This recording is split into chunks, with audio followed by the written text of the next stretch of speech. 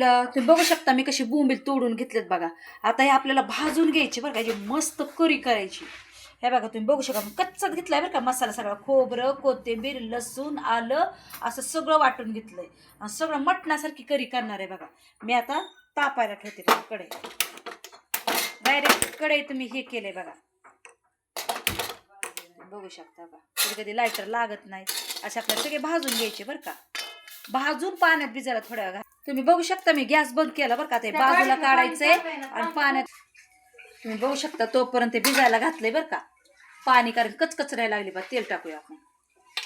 तुम्ही बघू शकता मस्त तरी आली पाहिजे बघा. करी करते ना मस्त तांदळाची भाकर करा बघा.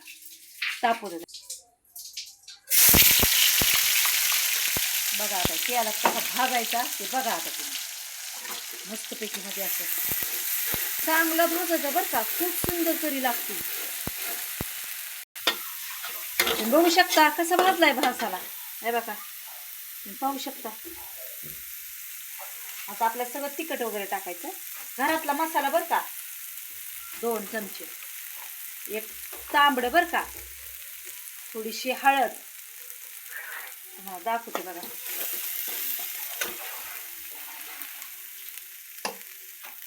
चवीपुरतं मीठ, जास्त नाही टाकायचं, खारा ठेवून नका. बघू शकता थोडंसं तिखट अजून. गॅस स्लो करायचा नाही तर जळतं. मटण मसाला ते सगळं भाजायचं बरं का. असं भाजू दे. ते तुम्ही बघू शकता कसा भाजलाय मसाला बघा तुम्ही. आता हे आपल्याला मिक्सरचं पाणी टाकायचं थोडंसं. बघू शकता तुम्ही. आता गॅस वाढवते बरं का. मोठं पाणी उकळी द्यायची बघा, कारण आपण हे भिजायला घातले ना बोंबील, त्याला वेळ नाही लागत. अशी इतकी सुंदर लागते ना. उकळी येऊ द्या. तुम्ही पाहू शकता बरं का, याला उकळी यायला लागली बरं का. आता हे आपण बोंबील भिजायला घातले होते धुवून बघा. अशी सोपे पडते शिजायला. आता असे आपल्याला सगळे सोडायचे बघा ह्याच्यात. चांगलं एका उकळीत शिजतं. ह्याला काही वेळ लागत नाही जास्त. शिजू द्या चांगलं थोडंसं जरा. अशी काही करी लागते ना तुम्ही असे बोट चाटत खाता. इतकी सुंदर करी लागते. तुम्ही बघू शकता कसा कलर आलाय बोंबलाच्या करीला. आणि ती बोंबील शिजलं बघा. तुम्हाला दाखवते एका प्लेटमध्ये काढून. इतकी सुंदर करी झाली ना.